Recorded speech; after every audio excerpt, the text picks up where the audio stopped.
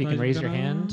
いない？大丈夫？ Maybe no one this time. はい、じゃあメッセージの方に入っていきたいと思い All ま right, す。 so let's just jump into the message then. はい、先週ですね、ヤコブシリーズが終わり、今日から新しいシリーズ、人間関係シリーズやっていきます。So we have finished our series in James, and now we're starting a new series on relationships. はい、独身、結婚、そしてファミリー、家族ですね、のどう生きていくのか、そのトピックに入っていきたいと思います。And it's kind of a three-part series about singleness, marriage, and family, and how to kind of live in light of all of those. でも聖書箇所を読む前にまず言っておきます。これは独身の人たちだけのメッセージではありません。And today, it's about singleness, but it doesn't mean it's only for people who are single.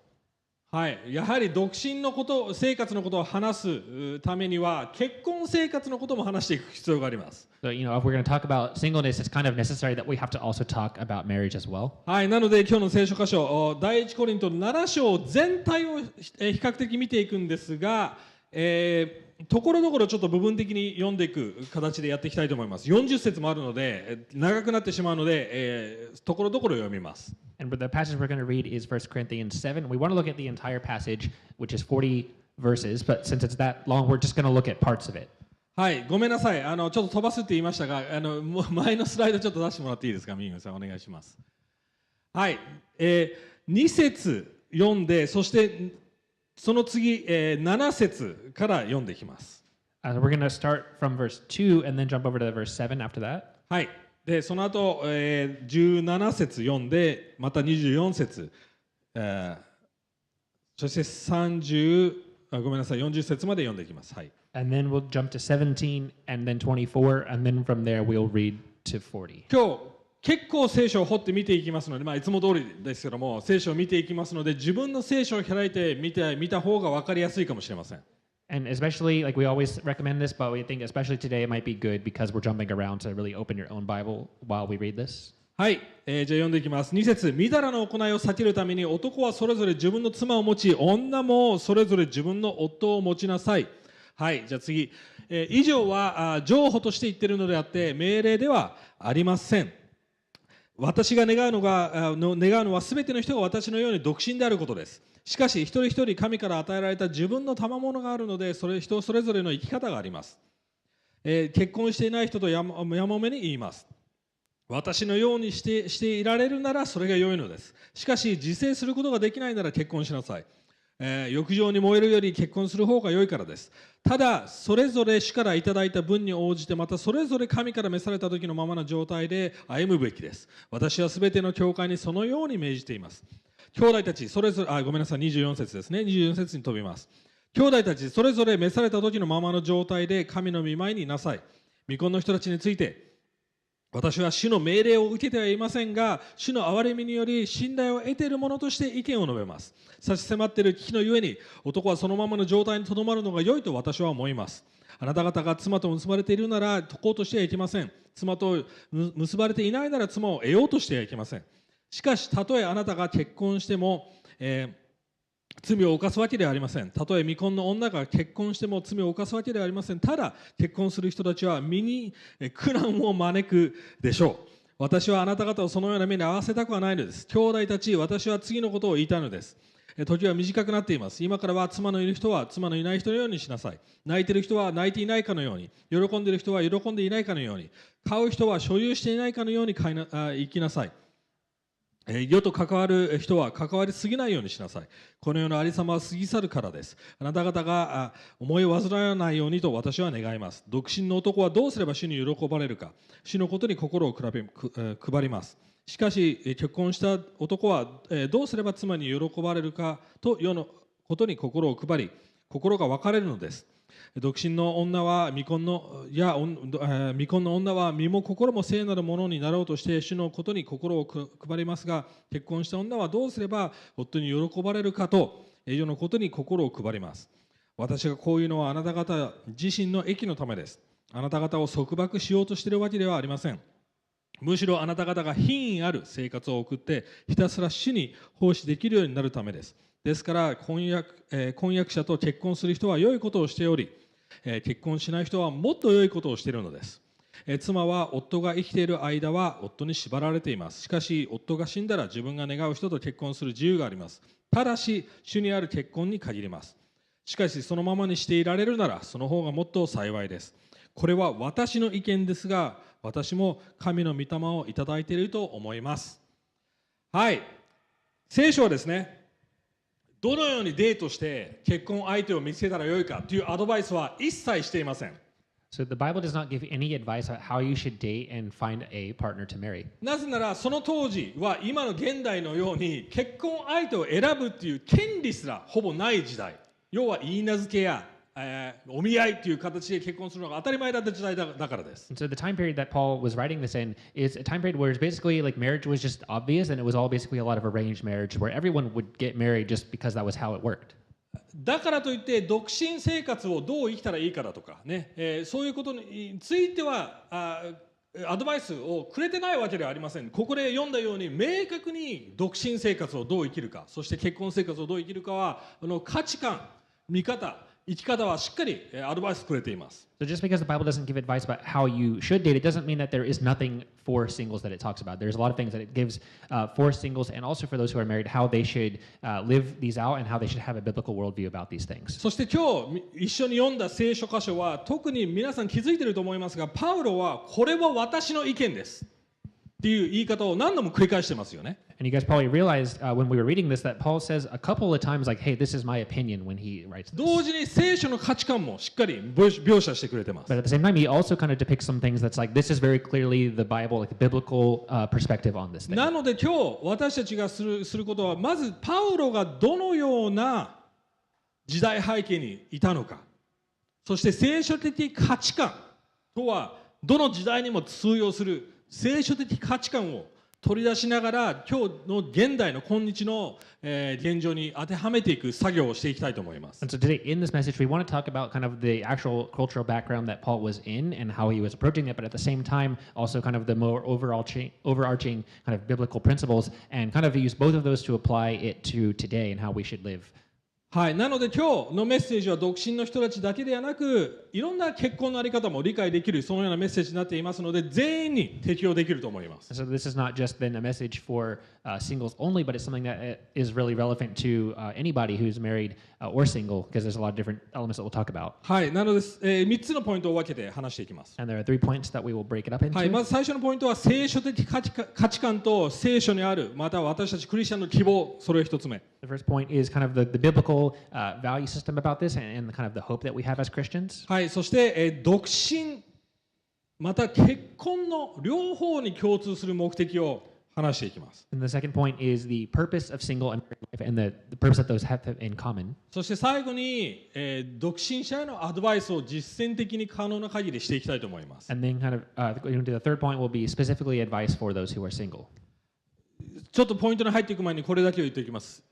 情報がこの聖書箇所にはあまりにもあるので、僕も何とか皆さんに伝えれることは伝えておきたいと思いますけども、一緒に皆さんこれを考えながら、なんていうのかな、牧会的に皆さんにこれを語りたいと思います。なのでよく聞いて理解してほしいなと思います。So if you guys look at this passage, obviously it's long and there's a lot of information in here. And so if anything, we just want to have this message to be kind of very like giving you as almost like pastoral advice. And so really just please pay attention to kind of all these different things we're going to talk about in the message. はい、ではですね、皆さんおそらくこれを読んだ時に結構びっくりしたと思います。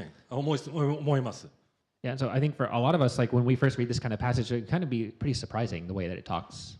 って思った部分何個かありませんでしたか？ Like, did you have like a few parts where you're just like, wait, really? Like this? 特に今日読まなかった部分をいろいろ読んでいくと、結構アドバイス的には現代の人たちにとっては特にってなんていう考え方をしてたんだってそう思う箇所でもあります。I think there's a lot of passages, some of the ones that we skipped, that if you read them and you just tried to like directly apply them to now, it would be like, wait, what? Really? I have to do that? That doesn't make any sense. でも実はこの当時の人たちにとってもこのパウロの意見、聖書的価値観の意見は実はびっくりするような、物議を醸し出すようなコントロバーシャルなものだったんです。But actually, these things were not just kind of like sounding a little bit crazy and controversial to us now, but they were also controversial and stirring up a lot of like kind of crazy thoughts among people at the time then too.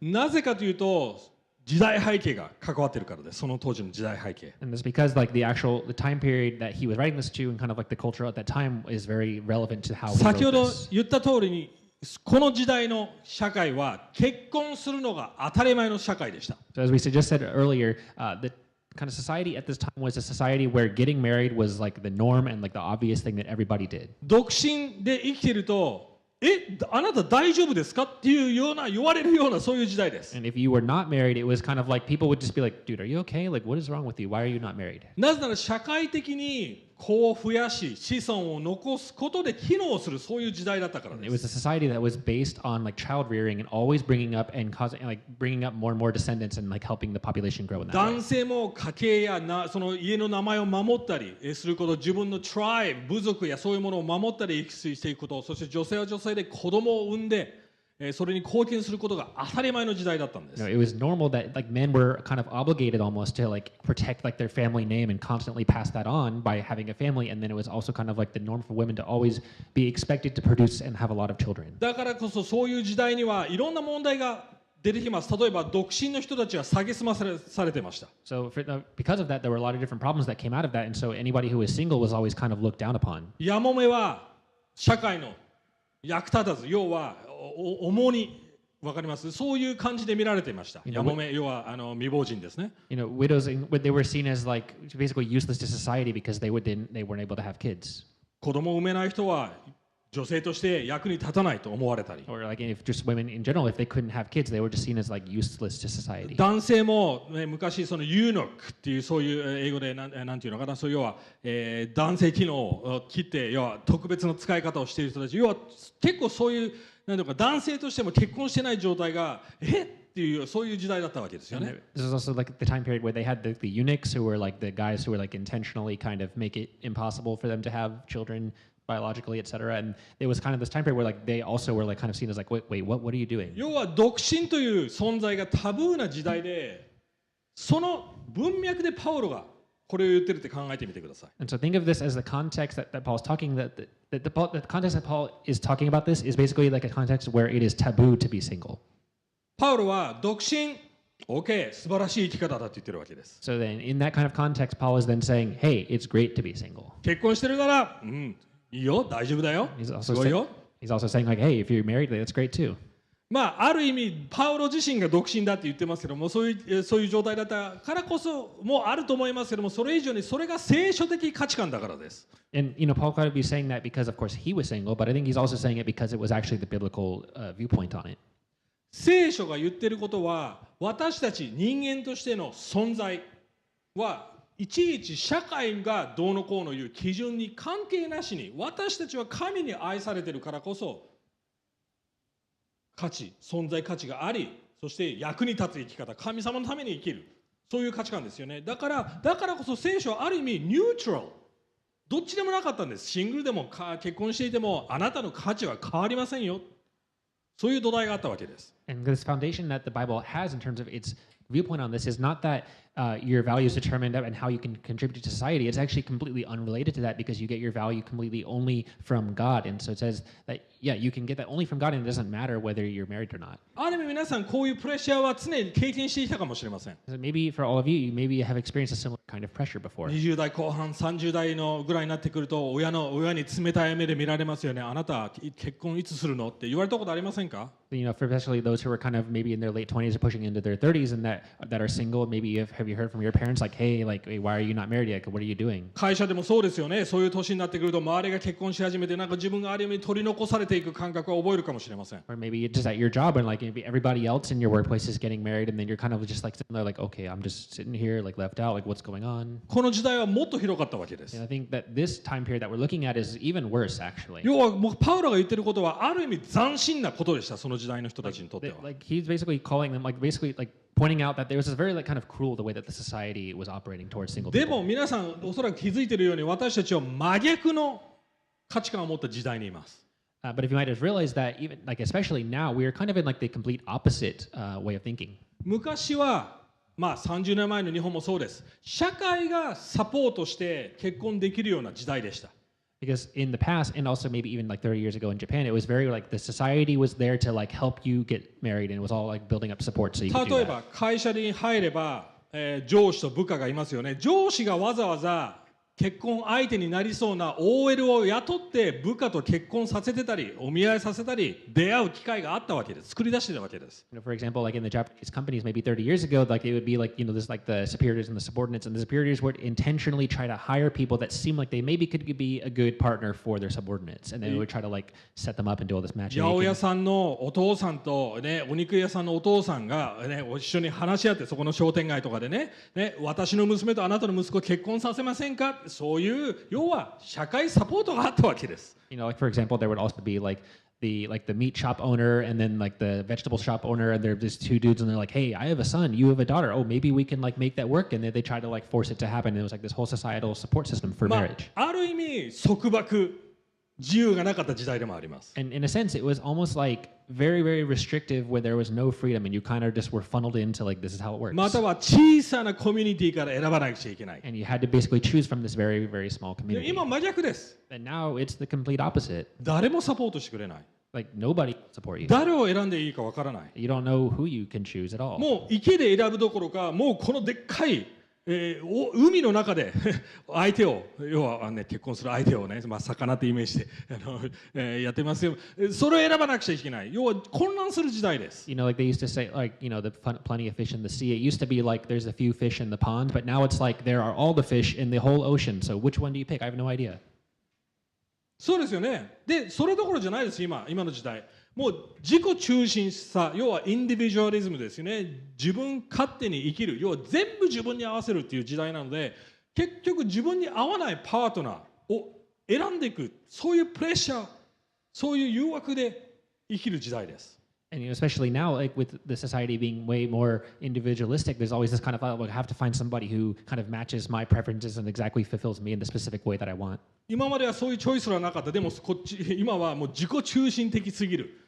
ちょこっと自分に合わない。例えばね、この人変な食べ方してるって言ったら、もうこの人ダメとか、そんなもうなんていうかな、ありえないリストを作っている時代ですよ。Because before there was like basically no choice at all, but now it's kind of like you can customize like literally every single possible detail, and it's like everything seems great about this person except like, oh, they didn't fit like the qualification for like eating in this specific way that I really wanted them to, and then they don't. Okay, never mind, I'm good with that person. And so it's like this very too much choice now.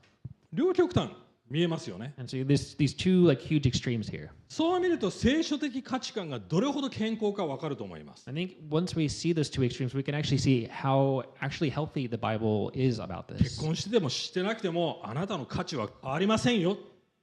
Whether you're married or not, like it doesn't affect you. It doesn't affect your value.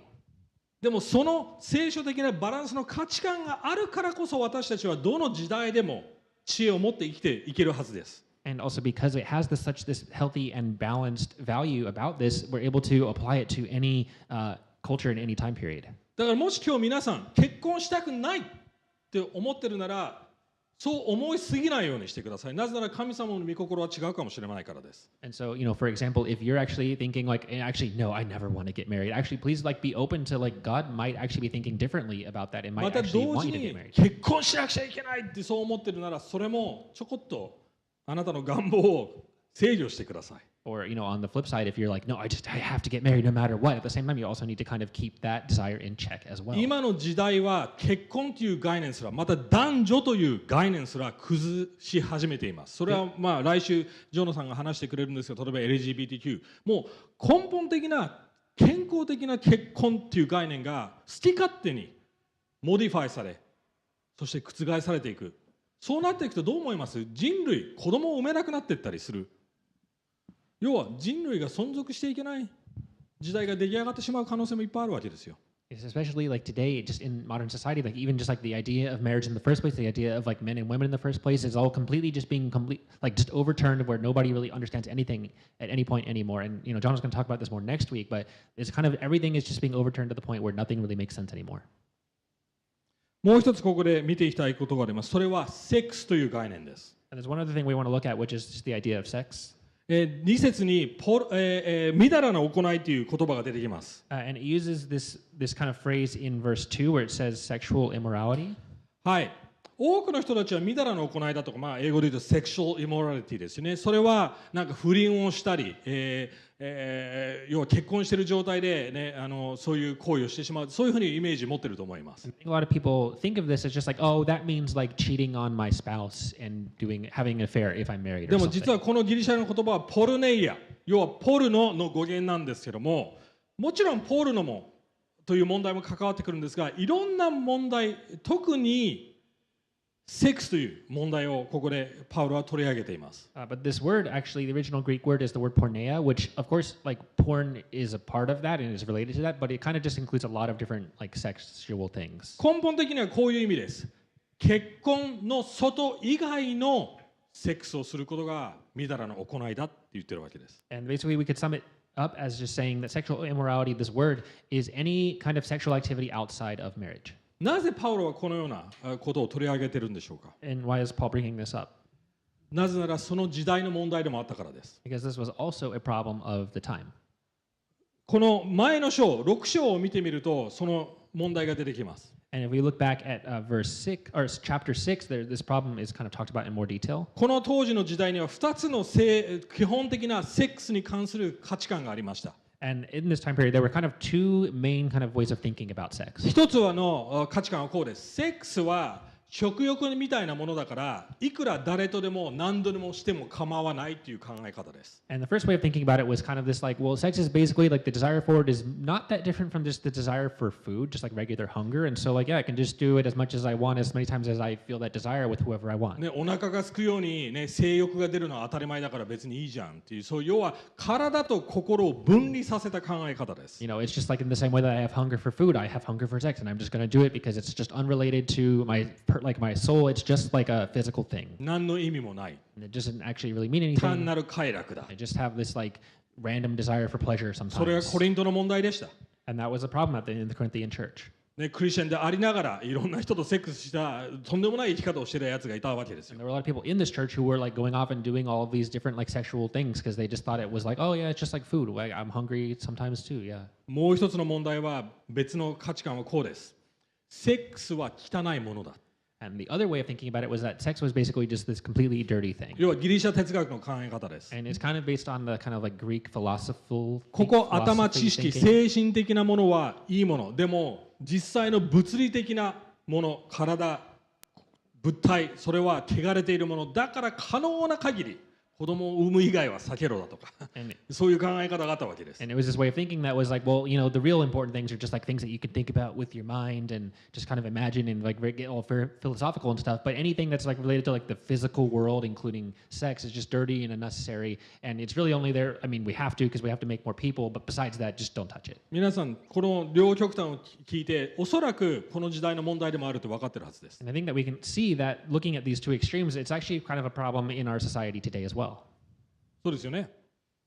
セックスを軽く見ている。It's this problem of just looking at sex too lightly. 一緒に同棲して住んで、まずその性的状態、快楽をできるかどうかでまず決めたりします。You know, you're dating somebody, but it's like, okay, well, we have to live together. We have to like see if we can like work well together and do little sex together. で And, も like, 聖書はこう言ってます。例えば、創世記の、2章24節。and so this is how the Bible says in verse 24. No, I'm no, sorry. Souseki. In Genesis 2:24. Sorry. これは、まあ、セックスの概念が描写されている最初の聖書の箇所なんですけど、それで男は父と母を離れ、その妻と結ばれ、二人は一体となるという言い方をしています。And this is kind of like the first kind of time where sex is described in the Bible and like what it's for. And it says, therefore, a man shall leave his father and his mother and hold fast to his wife, and they shall become は one い、 flesh. 一体、この体、体っていう言葉ですけども、英語だとフレッシュになってますけども、多くの人はこれを聞いて、ああ、ただ体が一緒になる、物体的になんていうのかな、体が一緒になる、別に精神的なものは関係ないと思う人がいます。And you know, a lot of people look at this and they say like, oh, well, it just says one body, you know, one flesh. So that's just only referring to the physical world and their physical bodies becoming one. That's all it means. でもそういう意味ではありません。 That's not actually what it means. 別の聖書箇所では神様こういう聖書箇所があります。私は私の霊をすべてのフレッシュ、すべての、要は同じ言葉です。体に注ぐっていう箇所があります。And there's another passage where God says like, I will pour out my spirit upon all flesh. And he's using the same kind of word flesh here. それはすべての人の体にそれを入れるって言ってるんでしょうか。違います。すべての人の上、要は人という存在の上に私の精霊魂を霊を送るってい意味です。And it doesn't just mean like, oh, he's going to give his spirit to just all of their physical bodies only, but it's no, I'm going to give my whole spirit to this whole person and have it be above this whole person. 要は聖書でいう、ある意味日本語でいう一心同体っていう意味です。心も体も一つになる。一つの存在となるという意味なんです。And there's this kind of more expression in Japanese that's more like it's like one heart together body, and so it's just kind of like all of you together, all of your being together. 要は聖書的にはこうです。セックスは素晴らしいもの、霊的にも意味があるもの。でもね、結婚というコミットメント、制約の中だけで機能させるべきものだよって言ってるわけです。And so that's what the Bible is saying, that sex is actually this great thing, but hey, it's only for within marriage. It only works within marriage. なぜでしょうか。なぜなら結婚外でセックスをしているなら嫌でも私たちの心精神をその人とくっつけてしまっているからです。And it's because if you do it with anybody outside of marriage, you're actually like becoming one with that person, even if you're not married to them. そしてその関係が崩れたとき、その人に傷つけられたとき、自分の魂が削られていくわけです。And you know, if that relationship starts to fall apart, if it starts to kind of be hurt in a way, that starts to hurt like you and your own soul. そして6章でこのように言ってます。この罪はあなたの体に対して罪を犯してるんですよって言い方をパウロはしています。And Paul also says in chapter 6, in the part before what we read, where he says like this sin is actually does like sin against your own body, like it actually harms you. 自分を破壊する行為なんです。And so it's a self-destructive behavior. そう考えると、ある意味またまた同じことポイントです。聖書のバランス、価値観がどれほど健康的なものであるか分かると思います。I think just seeing this, we can see even more how balanced and healthy the biblical approach to this is. もちろんそういう罪を犯してきてしまった人たち、私たちの中にいっぱいいると思います。I think that there probably are just people here who have struggled with this sin before. 傷ついてきた人いっぱいいると思います。People who have been hurt by it before. でも私が言いたいのは、これを言ってるのは皆さんに罪悪感を引き起こすためではありません。But we're not just saying this to make you feel guilty about what you've done で before. も希望があるからそれを言ってるわけで We're す。saying this specifically because there is hope. 神様がそれを修復してくれるから。Because God will restore you.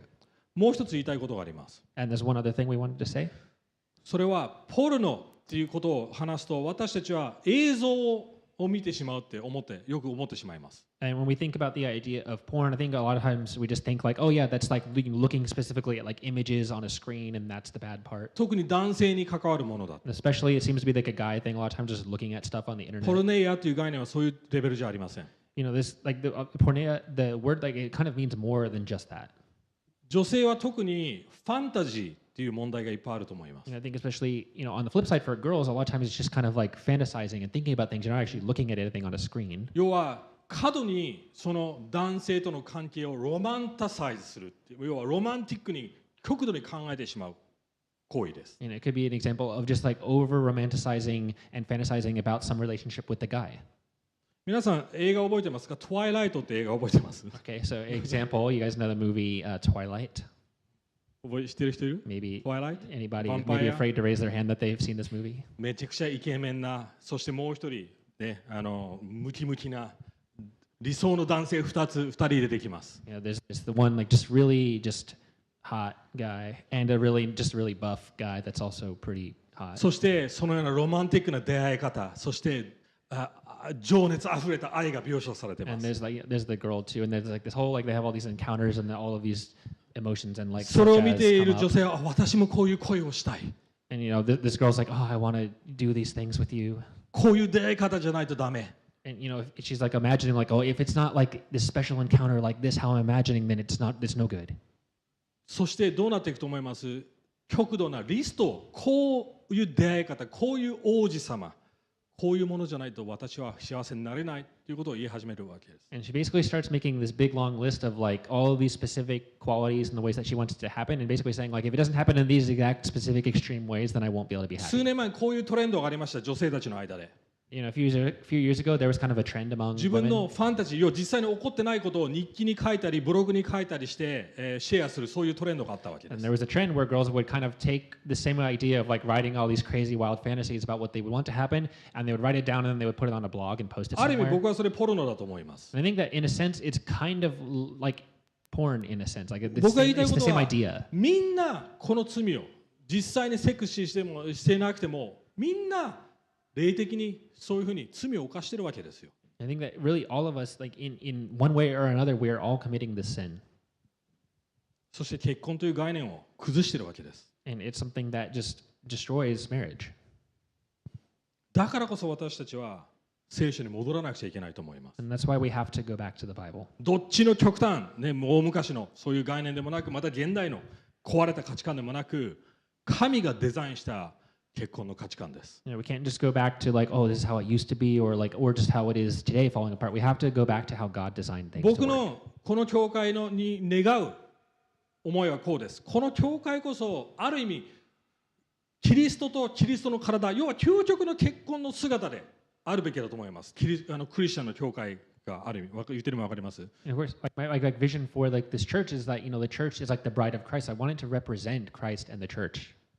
要はこういう教会こそ世の中とは違う生き方をしている人々、要はカウンターカルチャー的な新しい社会、健康的な社会を生み出している環境であるべきだと僕は思います。And I want this church, and I really hope that and think that it should be the kind of environment that people live or in it live very counterculturally in a way that really starts to affect the society around us.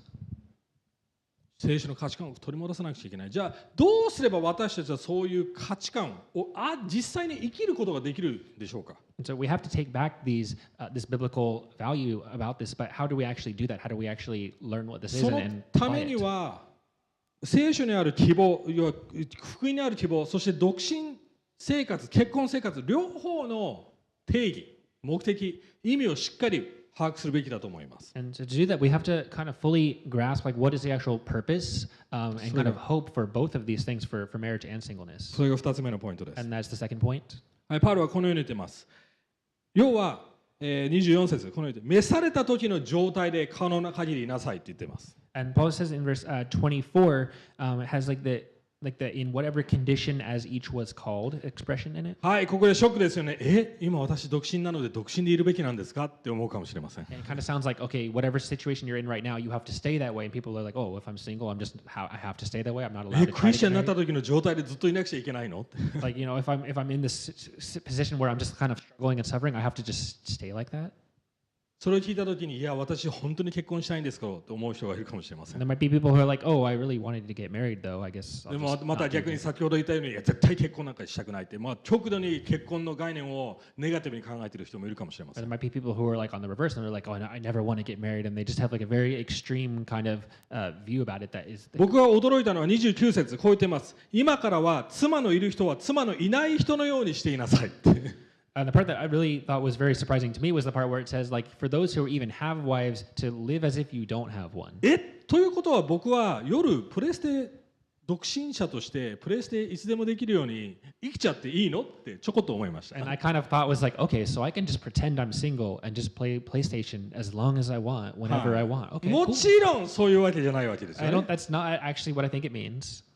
違いますよね。じゃあどういう意味なんでしょうか。 So what does it actually mean then? どういう意味なんでしょうか。 Like, what is he talking about? パウロはこういうアドバイスをしているわけです。この世のどんなものにも、それが独身の生活であれ、結婚生活であれ、家族を持つことであれ、良い仕事であれ、とにかくどんなものにもしがみつくなって言ってるわけです。 What he's really saying is that, anything in this world, like being single, being married, your job, anything in your life, it's just not something that's going to last forever, will pass away eventually, and so just don't cling to that. その理由4つ教えてくれてます。26節、差し迫っている危機のゆえに。And then he also has this kind of interesting phrase where he says like the present the distress. reasons for that. Yeah. The reason for that, because there's like this present distress coming. はい。身に苦難を招くから28節。And then in 28, the other kind of reason where he says like you'll have worldly troubles. 29節、時が短くなっているから。And then he also says like because like the time has grown very short in この verse 世の 29. この世のありさまは過ぎるから31節。 And then in verse 31 where he says like the world is kind of in its present form is passing away. 何がわかるんでしょうか、これから。 So what can we kind of pull from this? Like what is he trying to say? 聖書的な価値観、希望はこの世の中の考え方とは全く違うということがまず分かります。We can first see that like kind of like the true biblical understanding of like our ultimate hope is that it is not in the world. 世の中の人々はこの生きているこの世界で全部自分の幸せ、自分の満たし、自分の存在を作ろうとしています。These people in the world, they are trying to get everything, all of their happiness from this world. 結婚しないと私は十分な女性ではないと思ったり、For example, if I can't get married, then I'm just not enough as a woman. 家庭を持てなければ私は幸せになれない。If I can't actually have my own family, have my own house someday, then I'm not going to be happy. 子供を産むことができなければ私は十分じゃない。結局昔の社会が言ってた価値観を自分でやろうとしてるわけですよ。Or like if I can't have kids, then I won't be happy. And it's really just going back to the same way that society was like in this passage that we're looking here, where you're just like, まだ現代社会こうです。私が自分の性別を自分で決められなければダメだとか。Or kind of how it is in the more modern time, where it's like if I can't decide my own gender, then like I just might have no reason to live. またいい仕事をもらえなくちゃ私は十分じゃない。Or if I can't get a good job, then I'm just not enough as a person and I have no value. 全部同じことをしています。It's the same thing for all of it. それは創造物に希望を置いて創造主を無視してる、神を無視してるんです。And it's basically putting their hope in some created thing in this world and ignoring the Creator. でも聖書の約束はこうです。But this is what the promise of the Bible is. 結婚してない人、必ず結婚できますと。For those who are not married, eventually you will be married. この世じゃないかもしれない。They might not be in this life, でも新しい世界で。but it will be in the new world. なぜならイエス・キリストがあなたの最大の結婚相手だからです。It's because Jesus is the true spouse. 子供産めなかった人、この世で。For people who are not able to have children in this ガラ life. タヤの4の27年にこう書いてあります。And this is how it says in Galatians 4:27 子を産まない不妊の女よ、喜び歌え、生みの苦しみを知らない女よ、喜び叫べ、夫に捨てられた女の子供は夫のある女子供よりも多いからだって言ってます。It's this passage that's talking about how like those women who are not able to have children, like one way they will be able to have children, those women who are separated or taken away from their husbands, like they will eventually be able to have children in heaven. 要は天国で子供をあたかも持てるかのようなそういう約束をしてくれてるわけですよ。It's basically giving this promise that's like saying like essentially you will have children in heaven. 家族を持ちたかった人でも持てなかった。People who wanted to have a family but they weren't able to. 絶対将来持てますクリスチャンであるなら。Because you will be able to have that if you're a Christian in heaven because we'll all be together. なぜでしょうか。私たち兄弟姉妹だからです。私たちは神の家族だからです。私たちは神の子供だからです。We're all God's children. We're all brothers and sisters in Christ, and we will be all family together. でもそう聞いたときに皆さん絶対皮肉的になると思います。でもそれって単なるアイディアでしょ。I think a lot of people might get kind of like cynical about this and just be like, "Oh, that's just like a cool idea, though." 本当にそうでしょうか。But really, is that all it is? 僕が言いたいのは、もしこれを本当に信じられるなら、皆さんは一番自由に、そして実践的な独身生活または結婚生活を持てると思います。And I actually think that if you truly, really believe this and understand it on a deep level, it will actually help you to be truly free and actually like very, very practical in your single and married life. 第2コリントの5の17年にこうあります。This is how it says in 2 Corinthians 5:17. 誰でもキリストのうちにあるならその人は新しく作られたものです。古いものを過ぎ去って見よ、すべてが新しくなりましたと言っています。Therefore, if anyone is in Christ, he is a new creation. The old has passed away. Behold, the new has come. 古い生き方というのはこの世界のものにしがみつく生き方です。And so, what this old way that has passed away, like this is kind of clinging onto the world as it is now and living that way. この世の概念、この世の価値観、この社会の価値観でそれを持ってなければ自分は幸せじゃないというそういう考え方です。It's this idea of thinking of like, if I don't have this, if I don't have this based on this way that the world thinks, then I won't be happy. でも新しい生き方というものはそれから解放された生き方です。But this new life that has come, this new creation that has come, is something that has freed us from that way of thinking. 別の言い方をするとこうです。罪による生き方は神なしで自分を満たそうとする生き方です。And so, basically, another way to say it is that sin is basically just trying to satisfy yourself with something other than God. でも私たちはそれから解放されているはずです。But this is something that, because of this, like we should be able to be free of that. なぜならイエス・キリストが私たちの罪のために十字架で死んで、前の体すら全てのものが死に、そして新しくされて生きているからです。Because Jesus is the one who came and sacrificed everything for us and died so that we can live this new life. すべてが新しくなるんです、皆さん。Like everything will become new. ある人は自分の外見に悩んでるかもしれません。There might be people who are kind of like, just even worried about like their external appearance. ある人はハンディキャップを持って生まれてるかもしれません。 Other people might just like be born like a handicap. 約束します。新しい体も与えられます。Yeah, but we promise like there will be a new creation. You will have a new body. 本当にそれを信じていますか？ Like, do we really believe this? それを信じられないから私たちは結婚に必死になりすぎたり、独身生活に苦しんだり、仕事を失って自殺するような絶望を覚えたりするわけです。Because if we're not actually truly believing this, we're going to start to get like desperate about like I just really want to get married, or I just have to get this perfect job, or even getting suicidal about different things because we're just trying to get so much out of just this world. 考えてみてください。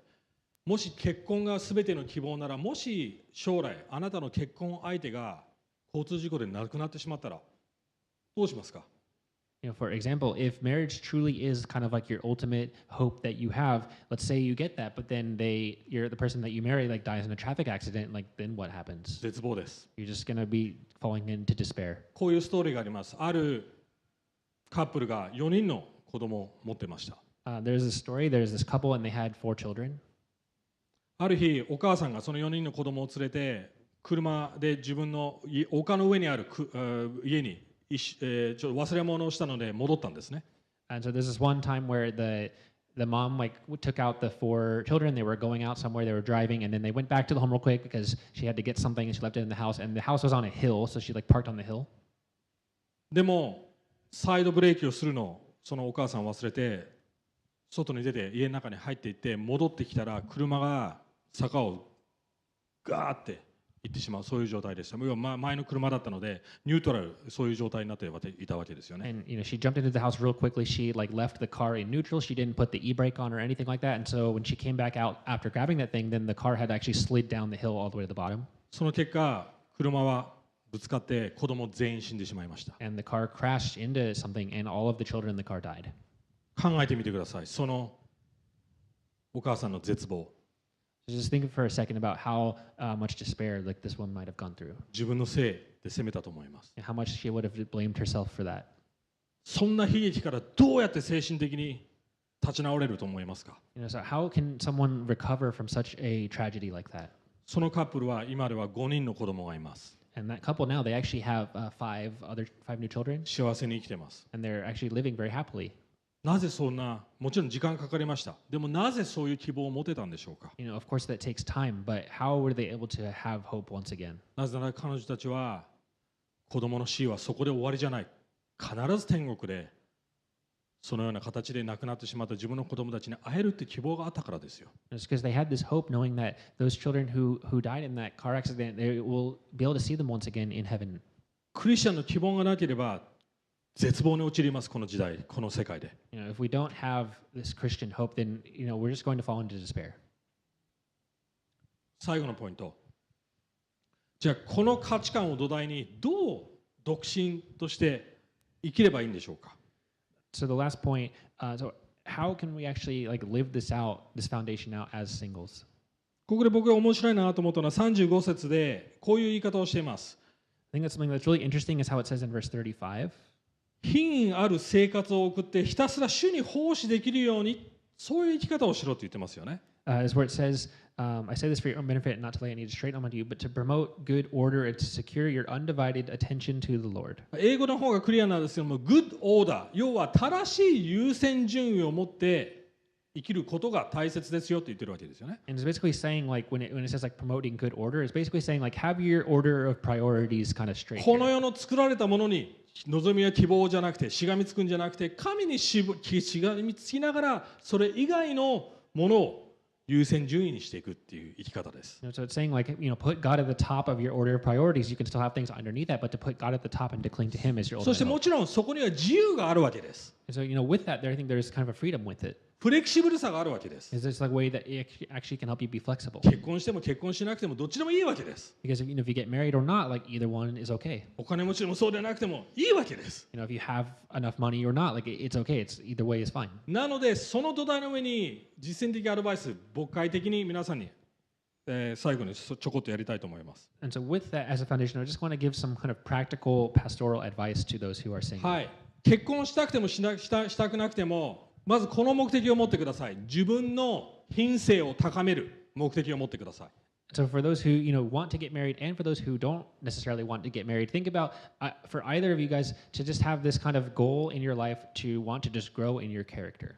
要は別の言い方をするとキリストのようになっていく目的です。 And another way of saying it is like just have a goal in your life of wanting to become more like 先 Christ. 週もちょこっと言いましたけども、結婚の最大の目的の一つは一緒にキリストのようになっていく、そういう旅です。So like one of the even like within marriage, one of like the most important goals is to together like learn to be more and more like Christ, and it's a journey together. お互いを見るんではなくて同じ方向、要はキリストを見ていく生き方です。 You're not just like staring at each other the whole time, but you're actually both looking together and going together towards Jesus. それは独身でもできるはずです。 And that's something that you can do while single as well. どこで？教会コミュニティで。 And where is that? Especially that's in church. 要はもしそのような生き方をしていて、そして途中で結婚パートナーが現れれば、ハレルヤ、もうすでに自分を品性を高めながら、そしてそのパートナーがやってきて、またさらにそれを促進させてくれるわけですよね。So that's something that you could just be very doing naturally in a church community, and then maybe somebody who could be a marriage partner is also doing the same thing. They kind of come alongside you, and you guys start to converge in your path to Jesus, and that might work together. 僕はちょっとパウロの意見とちょっと違う意見を持ってます、ここ。But one part here, I actually do have a slightly different opinion than what Paul said. パウロはこう言ってます。結婚いいことです。でも独身もっと素晴らしいですって言ってますよね。And there's a part where he says, like, for those who married, that's great, but for those who stay single, they do even better. まあパウロも言ってます。彼の意見です。その時代にあっての。And Paul says, like, for how things are in that time period, he says, like, this is my opinion that for right now. 僕は今の時代において逆を言うと思います。And I actually do think that given right now in the where we're living right now time period, that it's actually the reverse. 独身も素晴らしいいいことです。I think that being single, that's great. でもクリスチャンとして素晴らしい価値観を持って結婚できるなら、もっと成果、要は成長していけると僕は思います。And I think that especially right now, that if you can really, as a Christian, marry another Christian and continue to just grow and live and sanctify one another, that's even better. でもパウロに同意する部分はそれは簡単ではないです。苦難がやってきます。でもあなたの成長に役に立つと思います。But Paul says like that's going to kind of invite troubles into your life. It's going to be complicated, but I think it is worth it. なぜそういう言い方をするか。なぜならめちゃくちゃ自己中な世界だからです今。And why do I have this opinion about this? It's mainly because I think that the way that the world is now is just so self-centered all the time. People are always thinking about themselves, and so it's a very like practical opportunity to love somebody else. なのでベストな形は教会コミュニティにしっかり根付きながら人間関係トラブルをしっかり乗り越え、そしてもう一つのアドバイスは友達異性もまた同性も友達を作ることです。And I think that's why especially the church is such a good community for this, and it's also a place to really also build relationships with the opposite sex as well, and to like start this all off of a friendship as well. なぜならパウロが言っているようにこの世のすべてのある意味要素は過ぎ去るからです。And all of this is because like ultimately, like Paul says, like it's all going to pass away. Everything in this world will そ pass して away. 永遠に残るものは友情です。But one of the things that will always last forever is friendship. 例えば美貌、フィジカルアトラクション、要は外の外見で結婚したとしましょう。Now, let's say, for example, that you married somebody only based on their appearance and like how they look. 30、40、50なったらもうそれはしおれて枯れていきます、私たちの外見は。So like let's say that they make you kind of all age, so you become 30, 40, 50. Not You just always. はい。じゃあうちの妻がですね、鋭い目で見てるので、すべての人の場合じゃないですよ。もちろん。ダンディになっていく男性もいればね、素晴らしい美しい、お年寄りの女性になっていく人もいるかもしれません。But not necessarily, my wife is obviously still looks amazing, and there might be some older dudes who also look quite dandy in their older age, and so that's totally awesome too. But it's not guaranteed that most people, you generally tend to kind of wither and look older and what's. 例えばスポーツという同じ趣味で結婚したとしましょう。Like let's say for example that you guys really connected on your sports hobby, and that was like the main thing that made you want to marry each other. 絶対いずれ体力落ちていきます。And then eventually like you're going to lose your kind of physical strength as you get older. 子供が目的である女性は結婚していきます。それで結婚したとしましょう。子供絶対いつか離れます。For example, or like what if there's a lady who's like, oh, I just want to get married so I can have kids, but then once the kids are old enough, then the kids will leave. 友情をベースにしてください。 So please, like, really make friendship a very important part of the base with wanting to look for a partner. 要は先ほど言ったように神にフォーカス、神との関係をフォーカスすることがある意味一番実践的だと僕は思います。 And I really think that especially like focusing on your relationship with God and making that number one is actually very practical in this way. これはあくまで一例ですよ。僕とパティはの出会い方をちょこっと話します。 So this is just, an example, but I want to share a little bit of my Okay. own life with Patty, if that is okay. はい、僕は聖書学校を It's okay. 3年間イギリスで通ってました。 So I was going to a Bible college in England for 3 years. で、バイブルカレッジって英語ではイギリスでは言うんですけども、別名ブライダルカレッジっていうそういう名前もあります。冗談ですけども、要は結婚相手を探す場所、探すカレッジ、探す大学ってそういう冗談もあったんですね。 And the school was called Bible College, but it kind of had the reputation and the kind of a joke name of being called a bridal college because a lot of people would go there to 要は look シ for ングル somebody. のクリスチャンたちが形上ホーリー形上神聖な聖書を勉強したいという動機で来て、でも実はパートナーを探す場所です。 And a lot of people, they would kind of have like, oh yeah, of course I want to go and learn about the Bible and God and stuff, but like the real reason for going was like, I got to find a だか wife. らみんな独身者必死なんです。いつ新しいクラスで新しい生徒がやってくる、結婚相手かなってそういう思いながら常に3年間生きてるんです。 And so I was there for 3 years, and basically the whole time I was there, it was all these guys who were like very, very just desperate all the time, and every new semester it was like, oh, I wonder who the new girls coming in are. Maybe I can marry one of them. で僕も正直に言うと2年間半もうパートナーいつ来るのって生きてました。 And I kind of actually was like that too for 2.5 years that I was there. でも最後の6ヶ月間僕も諦めてたんです。 But then the last 6 months, I was like, okay, well, I've only got 6 months left, so never もう mind. 6 I ヶ gave 月後 up. には日本に帰るし、 After 6 months, I'm going back to Japan, so like kind of pointless. そして Right? パティが最後の3ヶ月で学校に来ました。 But then in the last 3 months that I was there, that's when Patty came to the school.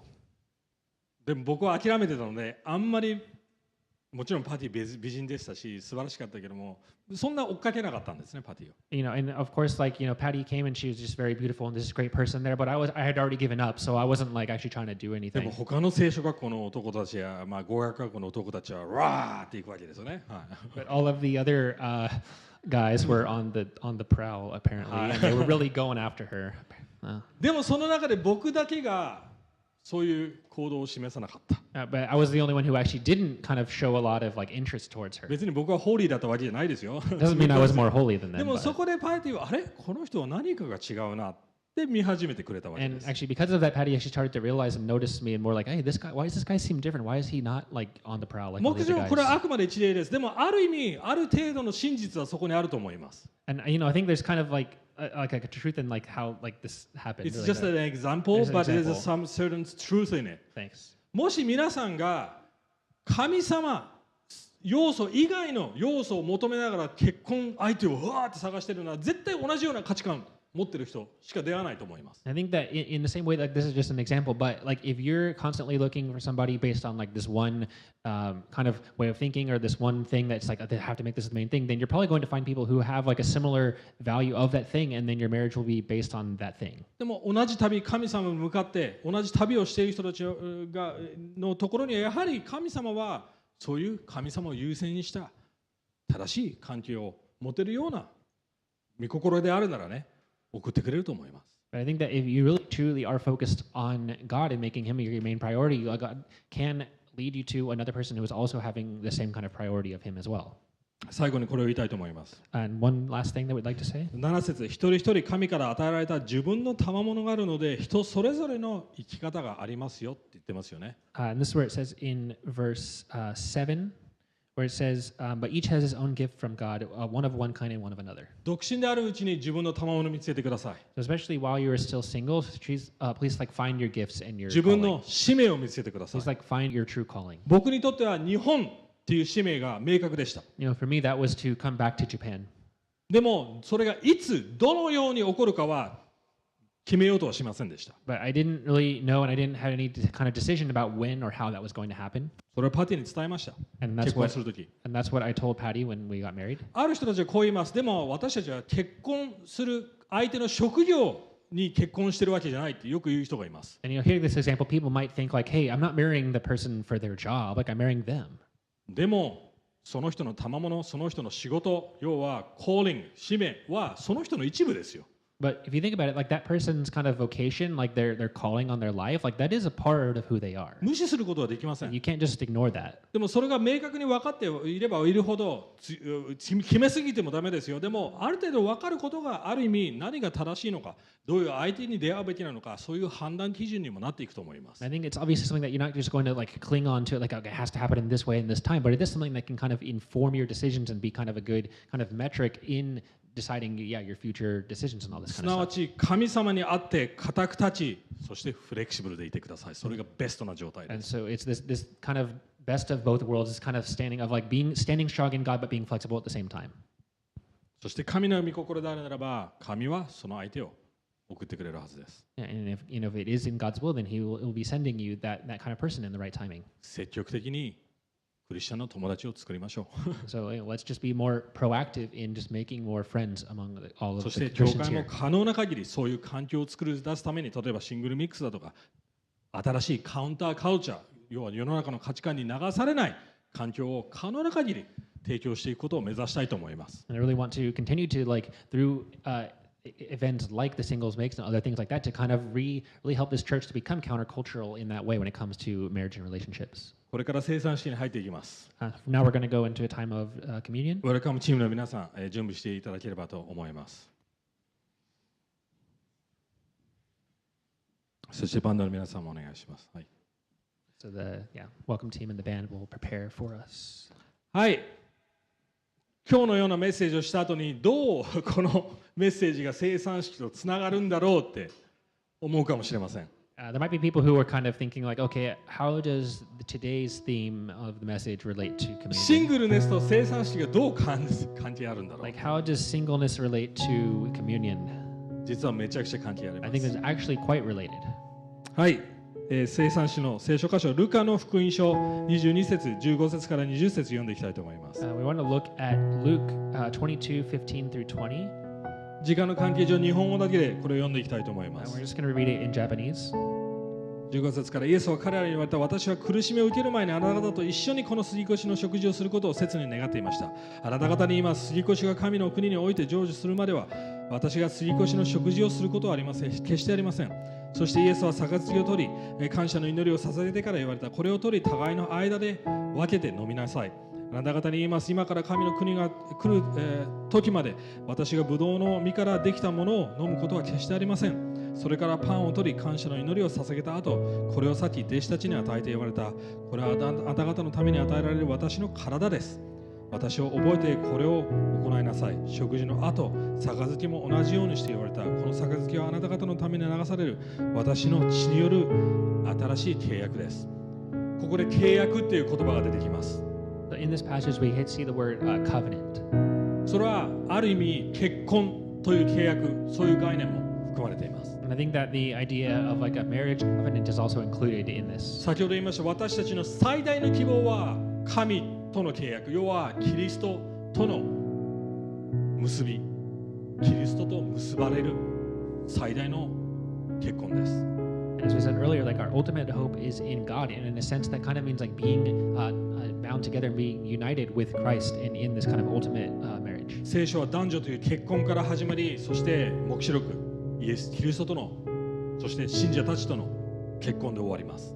The Bible starts with this marriage between a man and a woman, and it ends also with the marriage of Christ and the church. そして私たちはこの地上でまだそれに到達していません。You know, as we're living here today, like this has not been fully completed. 中には独身として苦しんでいる、家庭を持ちながら苦しんでいる、結婚していても自分の旦那がクリスチャンじゃない、いろんな葛藤があると思います。I think there are people who are struggling in a lot of different ways here today. Maybe they're still single, but they would like to be married, or they're just having trouble in their home, or maybe they're married to someone who is not a Christian. 先ほど言ったように、私たちの希望はそういう今の状態にありません。キリストとの将来来る結婚にあるわけです。As we said earlier, like this, ultimately, our hope is not in any of those things. It is ultimately in Jesus who will come back. そして生産式もまさしくその希望を私たちに思い起こさせてくれるそのようなものです。And I think that communion is something that actually helps us to remember this. イエス・キリストは自分の体を捧げてくださいました。 Because Jesus gave his body for us. そしてイエス・キリストの体、その犠牲を通して私たちは古い生き方、罪、要はこの世のものにしがみつく生き方から解放されているわけです。And through sacrificing his body to us, he then helped us to be freed from this old way of living. イエス・キリストの血、黙示録ではこう言ってあります。イエス・キリストの血を通して私たちは真っ白にされる。要は真っ白な衣、要はウェディングドレスを着た花嫁の姿です。And he also, as like Jesus' blood represented by the wine, is also something that's talked about in Revelation, where through his blood we are washed white as snow, just like a wedding dress that is completely white. 私たちはこの地上でもしかしたらある人は白いドレスを着る機会はないかもしれません。So there might be people here who maybe will have a chance in the future, maybe won't have a chance in the future to ever wear that kind of dress in this life. でもこう思ってください。もうすでに着ているわけです。もう準備されているわけです。But in a sense, think about it. That like in a sense, you all are already wearing this dress. 最高のイエス・キリストの義という真っ白なウェディングドレスです。It is the complete wedding dress of Jesus' righteousness. それを思い起こし、それを確信を得たときに皆さんは結婚することに関してもリラックスした考え、それを持てると思います。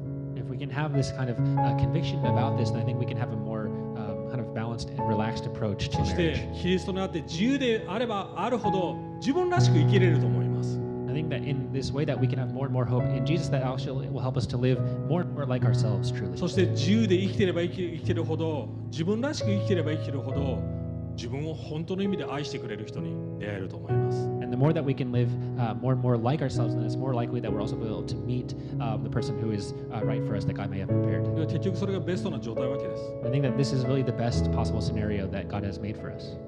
要は今日は結婚していても結婚してなくても、イエス・キリストに希望を置きましょう。So for whether we're married or not married here today, we just want to really have this time to put our hope back in Jesus. イエス・キリストを思い起こしましょう。So let's remember what Jesus has done for us. 一緒に祈っていきたいと思います。Let's pray.